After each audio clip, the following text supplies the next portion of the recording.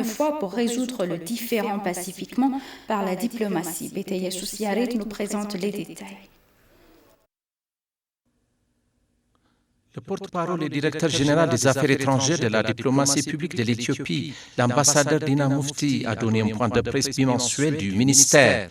Dans sa présentation, l'ambassadeur a mis l'accent sur la diplomatie politique en mettant l'accent sur les situations concernant les négociations, les différents frontaliers entre l'Éthiopie et le Soudan, la diplomatie économique, le renforcement des capacités, les activités diplomatiques axées sur les citoyens. Dina a rappelé que les pourparlers de la semaine dernière entre les négociateurs des trois pays en direction de la République démocratique du Congo se sont soldés par un désaccord, affirmant que l'Éthiopie s'était rendue à Kinshasa pour les pourparlers visant à garantir que les problèmes de l'Afrique ne peuvent être résolus que par les Africains, par la diplomatie. L'ambassadeur Dina a déclaré que les tentatives de l'Égypte et du Soudan, qui prétendent que le grand barrage est une menace pour les corps étrangers, étaient inutiles et que cela politisait la question en soulignant que l'Éthiopie est toujours prête de bonne foi à résoudre le différend de manière pacifique. Dina a également souligné que la coopération et l'esprit fraternité africaine sont les meilleures options pour la gestion et l'utilisation des eaux du Nil. Alors que la négociation d'une décennie sur le grand barrage se trouve dans une impasse, l'Égypte et le Soudan semblent exiger un accord contraignant avec l'exploitation du méga-barrage. Cela intervient alors que la construction de ce qu'elle pensait être le plus grand barrage d'Afrique est à un stade avancé. Pendant ce temps, l'Éthiopie a révélé sa position innombrable sur la question de l'accord contraignant. Mata Sabia Waldaragay nous présente les détails. Depuis la création même du grand barrage de la Renaissance éthiopienne, l'Égypte était impatiente de contrecarrer sa construction. Malgré les inquiétudes de l'Égypte au sujet de sa part des eaux du Nil, l'Éthiopie a clairement indiqué qu'elle s'en tiendra au principe de ne pas dommages significatifs ainsi qu'à une solution gagnant-gagnant. Toujours insistant pour contrecarrer la construction du barrage, par tous les moyens, l'Égypte a déclaré mardi qu'elle avait envoyé des lettres au secrétaire général de l'ONU, au chef du Conseil de sécurité de l'ONU et au président de l'Assemblée générale de l'ONU expliquant tous les derniers développements et étapes des négociations. L'Éthiopie a souligné la nécessité d'une solution menée par l'Afrique pour parvenir à un résultat gagnant-gagnant. Il a souligné que le moyen le plus pratique et le plus réalisable pour une négociation réussie est d'abord de s'entendre sur le premier remplissage et les opérations connexes, puis de procéder à un accord global sur l'utilisation de l'eau du Nil. Cela, selon l'Éthiopie, est conforme au communiqué publié par le bureau de l'Assemblée de l'Union africaine en juillet 2020. L'Égypte a déclaré que le grand barrage de la Renaissance s'effondrerait en raison de la géologie défavorable, mais le barrage est toujours érigé et a bien progressé. Récemment, le professeur d'eau autodidacte de l'Égypte propage la fausse propagande habituelle. Il y a 50% de chances que le barrage s'effondrerait, mais le cas est loin d'être vrai que l'Égypte utilise la fausse propagande comme une arme. Les experts internationaux de l'eau ont assuré que le barrage n'avait pas de telles menaces. La semaine dernière, le président égyptien Al-Sisi se vantait de ne pas pouvoir prendre une seule goutte d'eau. Addis Abeba a rejeté une proposition soudanaise soutenue par l'Égypte de former un quatuor de médiation internationale composé de l'Union africaine, des Nations unies, de l'Union européenne et des États-Unis. L'Éthiopie prévoit d'aller de l'avant avec le deuxième remplissage du barrage qui devrait avoir lieu en juillet malgré les objections de l'Égypte et du Soudan quant à l'exécution d'une telle mesure en l'absence d'un accord juridiquement contraignant. Le deuxième remplissage vise à collecter environ 18,4 milliards de mètres cubes d'eau du Nil bleu contre 4,9 milliards de mètres cubes obtenus lors du premier remplissage l'année dernière. Le président égyptien Abdel Fattah el-Sisi a appelé la semaine dernière l'Éthiopie à ne pas compromettre la part du Caire dans l'eau du Nil, affirmant que toutes les options sont possibles. La position de l'Éthiopie en faveur d'une solution africaine a été appuyée par le ministre russe des Affaires étrangères, Sergei Lavrov. Pendant ce temps, les médias d'impression kenyans, selon la Nord, le Soudan et l'Égypte, doivent cesser de battre les tambours de la guerre sur le projet de barrage du Nil. Le journal a écrit que ni l'Égypte ni le Soudan ne peuvent revendiquer la possession absolue de l'eau du Nil. Excusez-nous, chers téléspectateurs, le journal précédent a été présenté par Bétaïa Social. Le vice-premier ministre et ministre des Affaires étrangères de l'Éthiopie, son Excellence Damak Amakonnen, a déclaré que ni la politisation ni le sabotage ne devraient guider les politiques sur le Nil, mais la promotion de la coopération, de la compréhension et de l'intégration devrait être l'esprit directeur. Les négociations offrent cette opportunité, a-t-il déclaré, si l'Égypte et le Soudan suivent une approche constructive pour parvenir à un résultat gagnant-gagnant dans le cadre du processus en cours dirigé par l'UA. Exercer des pressions inutiles sur l'Éthiopie en politisant et en internationalisant intentionnellement la question n'oblige pas l'Éthiopie à accepter le traité de l'époque coloniale sur le Nil, a-t-il déclaré. Le vice-premier ministre a déclaré que l'Éthiopie n'accepterait jamais des clauses aussi injustes qui visent à maintenir l'hégémonie hydroélectrique de l'Égypte et du Soudan. Le vice-premier ministre a fait ses remarques jeudi 15 avril en prononçant un discours d'ouverture d'une discussion en ligne qui a été accueillie par l'ambassade d'Éthiopie à Londres et organisée par le ministère des Affaires étrangères de l'Éthiopie en collaboration avec diverses missions éthiopiennes en Europe. Selon le modérateur, l'ambassadeur Tafari Melles, le webinaire visait à fournir une mise à jour sur les négociations en cours sur le Grand Barrage et à clarifier certaines questions liées à la question. Participant à la discussion, l'un des membres de l'équipe de négociation éthiopienne du Grand Barrage de la Renaissance, le professeur Yilmaz Lachi, a déclaré que le Soudan et l'Égypte souhaitaient un accord de partage de l'eau plutôt que le traité des caps spécifiques liés au Grand Barrage. À cet égard, a-t-il déclaré, l'Éthiopie n'est pas disposée à signer un accord qui compromettrait les efforts de développement des générations futures. Plus de 200 participants tels que les ambassadeurs et diplomates éthiopiens en Europe, les négociateurs qui représentent l'Éthiopie lors des pourparlers tripartites, les médias, les Éthiopiens et les amis de l'Éthiopie ont assisté à la réunion.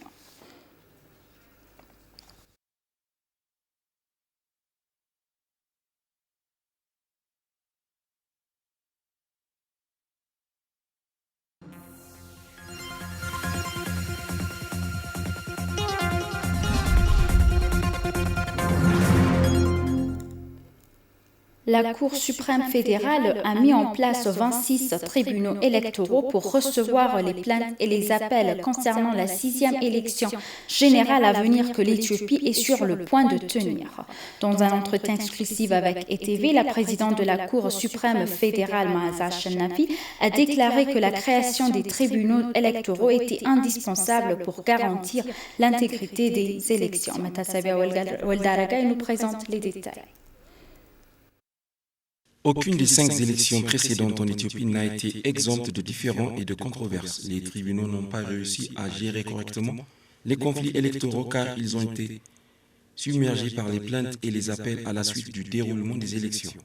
L'absence de tribunaux électoraux distincts a été l'un des principaux facteurs qui ont contribué à ce que les appels ne soient pas traités correctement. Tirant des leçons des erreurs du passé, la Cour suprême fédérale a créé 26 tribunaux électoraux pour recevoir les plaintes et les appels concernant les 6 élections générales que le pays doit tenir dans quelques semaines.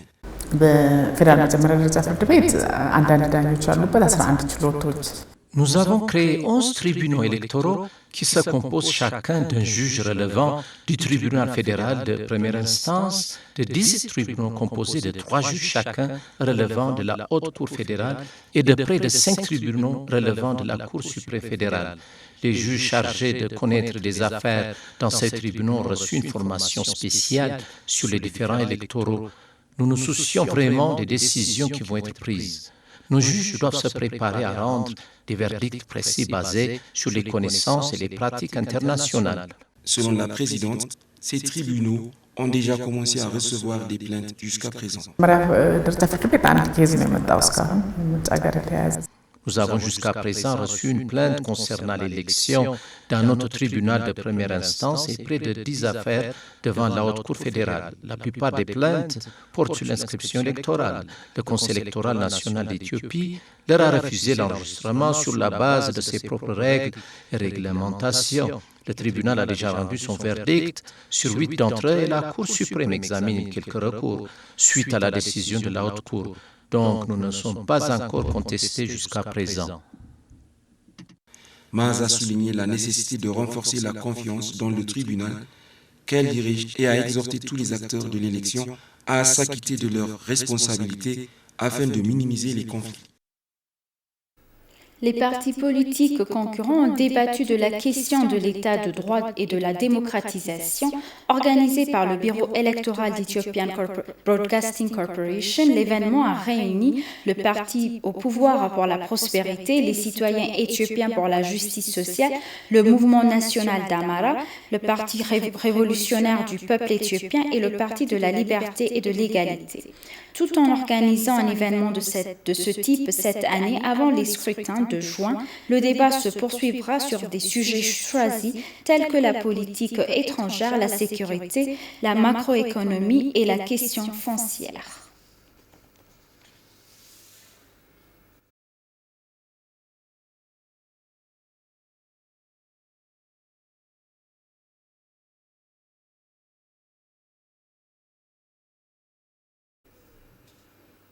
Le ministère de l'Innovation et de la Technologie de la République fédérale démocratique d'Éthiopie et la coopération d'État russe pour l'énergie atomique ont signé 2 mémorandums d'accord visant à créer une opinion publique positive sur l'énergie nucléaire et à coopérer à la formation et au développement des compétences dans le domaine de l'énergie nucléaire en Éthiopie. Alamayo Taganou, l'ambassadeur extraordinaire et plénipotentiaire d'Éthiopie auprès de la Fédération de Russie, a signé les protocoles d'accord au nom du ministère de l'Innovation et de la Technologie de la République fédérale démocratique d'Éthiopie, tandis que M. Nikolai Spaskai, directeur général adjoint, a signé au nom de la République fédérale démocratique d'Éthiopie et la coopération d'État russe pour l'énergie atomique.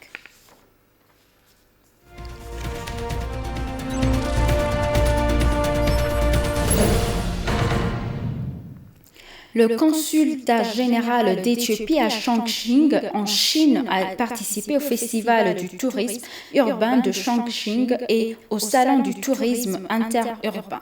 Le café éthiopien accompagné de la cérémonie spéciale était exposé.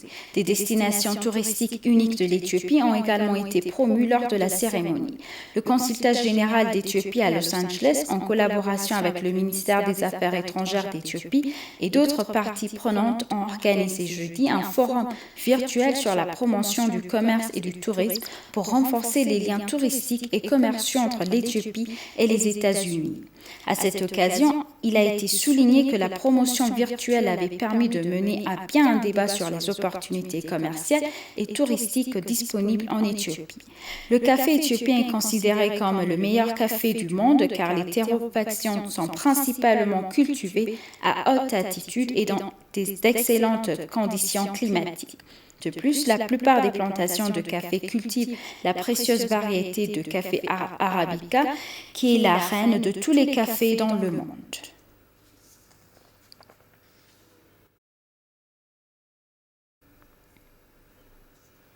Le directeur régional de l'Organisation mondiale de la santé pour l'Afrique, Dr Matshidiso Moeti, a salué l'engagement de l'Éthiopie à promouvoir la couverture sanitaire universelle. Dr Matshidiso Moeti, directeur régional de l'OMS pour l'Afrique, a rencontré la présidente Sahle-Work Zewde et a discuté sur diverses questions, y compris les activités en cours pour promouvoir la couverture sanitaire universelle en Éthiopie. Le directeur régional a en outre apprécié le partenariat continu de l'Éthiopie avec l'OMS pour promouvoir la couverture sanitaire universelle malgré les perturbations causées par la pandémie Covid-19. L'Organisation mondiale de la santé a inauguré un centre de formation national et régional en équipe médicale d'urgence à Addis Abeba.